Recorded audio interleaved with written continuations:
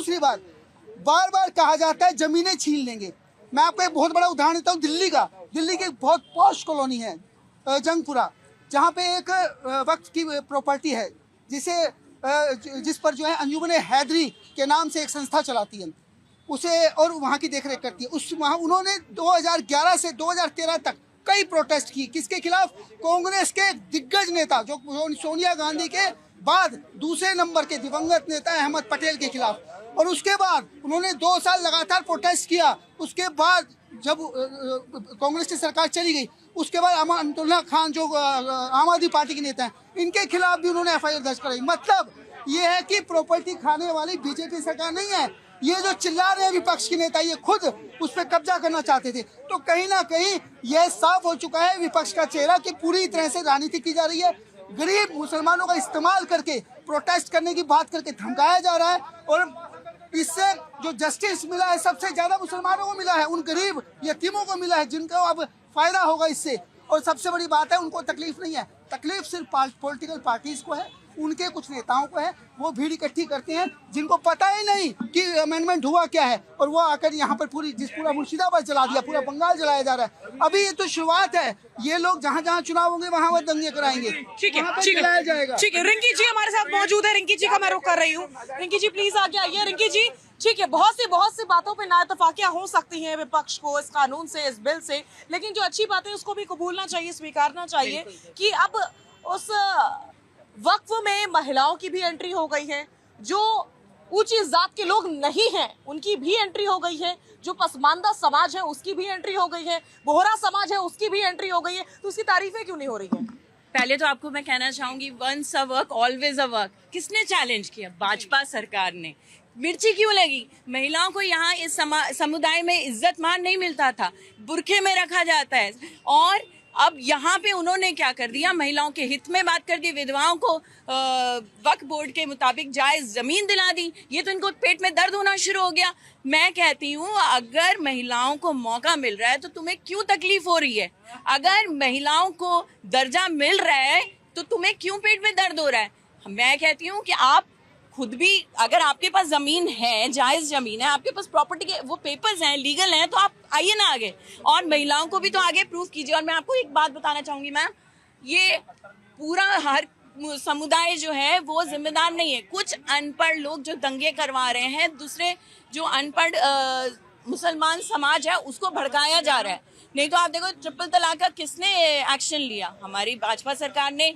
उन्होंने ही आगे महिलाओं को कितने तलाकों से बचाया है। तो मैं कहती हूँ कि हमें इस चीज का तारीफ करनी चाहिए, और मैं तो इस सपोर्ट में हूँ। मैं भाजपा सरकार की बिल्कुल बहुत बड़ी सपोर्टर हूँ। ठीक है, मैं ये पूछ रहा हूँ कि जब बंटवारा हुआ था, ठीक है, उस समय हम पाकिस्तान को, मुसलमानों को पाकिस्तान दे दिया था ना? हाँ? अच्छा, जिन्ना कौन था फिर? जिन्ना मुसलमान नहीं था? मिधी भाई पटेल था। कौन मुसलमान का था? तो मिधी भाई पटेल था। जिन्ना का उपनाम मुसलमान नहीं था, वो हिंदू था।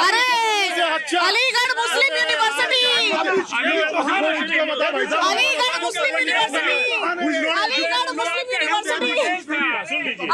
मुस्लिम यूनिवर्सिटी में आप जिन्ना की फोटो लगाते हैं और कहते हैं कि जिन्ना कौन था? जब उनको सुनो, जब मुसलमानों ने पाकिस्तान मांग के लिया ना, मुसलमानों ने पाकिस्तान मांग के लिया ना? नहीं मांगा, बिना मांगे लिए मुसलमानों ने मांगा। सवाल पूछ, नहीं ऐसा गुस्सा नहीं बात कर रहे हैं। इधर से कौन बोलना चाह रहा है? इधर से कौन बोलना चाह रहा है? मैडम, मैं पहला तो ये कहना चाहूंगा, चरित्र देख रहे हैं हम कांग्रेस का। मंदिर पे नोटिस लगने के बाद भी वक्फ बोर्ड के साथ खड़े हैं, और वो कहाँ गया मानव अधिकार? आज जो हमारे बहन भाई वहां लुट रहे, मर रहे, जो उनके साथ हालात हो रहे हैं, उसके बावजूद भी कांग्रेस उन आतंकवादियों के साथ खड़ी है, और इनको बिल्कुल वो मानव अधिकार नहीं दिखाई दे रहा। और वक्फ बोर्ड वाले, जब तुम्हारी मेहनत की कमाई की जमीन है, प्रॉपर्टी है, कागज दिखाने में क्या प्रॉब्लम है? जब मेहनत की है तो ठीक है। जवाब देखिए, बार बार ये जो बात, एक तो सबसे बड़ी बात ये होती है कि लोग कहते हैं मुसलमान को घर दिया। अरे भैया, मुसलमान से GST भी तो लेते हो। जीएसटी से ना सब सुविधा देते भर भर के टैक्स देते हैं। अब सुन लीजिए, नंबर 2 बात, जमीन की एक मिनट, अरे यार अब देखिए ये जीएसटी और इनकम जीएसटी अब देखिए, जमीन संबंधी विवाद जो आ रहा है, जमीन जो है राज्य सरकार का अधिकार है। केंद्र सरकार एक पानी टंकी नहीं बना सकती कहीं, उसको जमीन, रेलवे में एक स्टेशन बनाने के लिए राज्य सरकार से जमीन मांगना पड़ता है।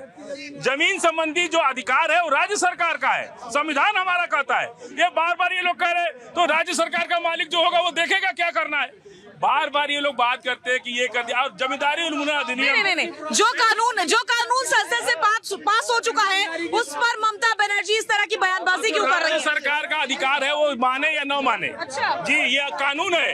वो जब वैट लगा था तो मुलायम सिंह ने मना कर दिया था कि हम नहीं मानेंगे, और नहीं माना उसको। तो दंगे करवाएंगे? नहीं, दंगा कहाँ होता, दंगा तो भाजपा। मुर्शिदाबाद में नहीं, सुन लीजिए, अभी 3 लोग मारे गए। अब आप पूरा नहीं बोलने दे रही। जमींदारी उन्मूलन अधिनियम इस देश में लागू हुआ ना, सारी जमींदारी चली गई। दलित, ओबीसी, एससी, एसटी के पास कहाँ जमीन है देश के अंदर? एक घर बनाने को जमीन नहीं, आदिवासी के पास, दलित के पास। जब पूरी जमीन देश की कहाँ चली गई? ये लोग 500-500 एकड़, सवर्ण जाति के लोग 500-500 एकड़ जमीन लेके बैठे हैं, और दलितों आदिवासियों के घर बनाने को 25 गज जगह नहीं है, और कह रहे हैं कि वक्फ बोर्ड में हम गरीब मुसलमानों को जमीन दे देंगे। कहाँ से देंगे भाई? ठीक है, मनीष जी आपके ऊपर आ रही हूँ। मनीष जी, आपका सवाल एक लाइन में पूछिए। मेरा पूछना ये है कि अगर कोई हराम की प्रॉपर्टी को, मजलूम की प्रॉपर्टी को, नाजायज प्रॉपर्टी को कब्जा करके अगर वो वक्फ कर देगा, तो क्या वो अल्लाह को स्वीकार्य है? ये मेरा सवाल हमारे मुस्लिम स्कॉलर साहब से है। ये कैसा इलॉजिकल सवाल है? सवाल ये है, मानो कोई हराम की प्रॉपर्टी को वक्फ कर देगा, तो क्या वो जायज है? नहीं है, बिल्कुल जायज नहीं है। नहीं है। तो मैं यही कह रहा हूँ, जो प्रॉपर्टी वक्फ के पास है और अगर वो लॉजिकल नहीं है, लीगल नहीं है, तो वो वक्त को छोड़ देनी चाहिए कि भाई ये प्रॉपर्टी अल्लाह को स्वीकार ही नहीं है। जैसे ठीक है, समझ गई कि आपके इस सवाल का लॉजिक। और दूसरा जो बार बार आप पूछ रहे थे कि इस देश में मुसलमान कितना जीएसटी भरता है, तो मैं आपको बता दूं, इनकम टैक्स भरता है। जितना इनकम टैक्स आप भरते हैं उतना ही मैं भी भरती हूँ, और मैं भी मुसलमान हूँ। तो आप पूरे मुसलमान तबके को एक कटघरे में नहीं खड़ा कर सकते। नहीं विश्वास है, सीए हैं आप, चेक करिए जरा, पता चल जाएगा कितना इनकम टैक्स भरते हैं।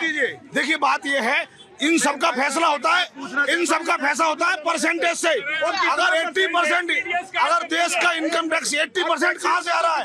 अगर 20% मुसलमान है तो इनकम टैक्स में 3% कॉन्ट्रीब्यूशन है। मुसलमान तो इनकम टैक्स भी देता है, 3% टैक्स देना मुसलमान, पैसा मिलता है। अरे जिसको मुसलमान तो इनकम टैक्स भी देता है, जीएसटी भी देता है, सदका भी देता है, ज़कात भी देता है, और फितरा भी देता है। इसलिए सबको एक कटघरे में मत खड़े करिए।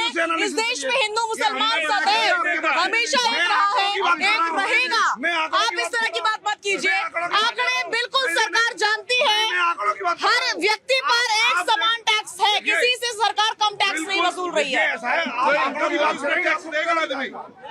ठीक है, तो यहाँ पर फिलहाल के लिए राजनीतिक पारा बहुत ही ज्यादा हाई नजर आ रहा है। तस्वीर आप खुद देख सकते हैं, बहुत ही ज्यादा गर्मी के साथ साथ यहाँ राजनीतिक पारा जो है वक्फ बोर्ड के मामले पर बढ़ा हुआ है। अब कोर्ट का क्या निर्णय होगा, सुनवाई शुरू होने के बाद से परिणाम क्या होगा, ये देखने वाली बात होगी।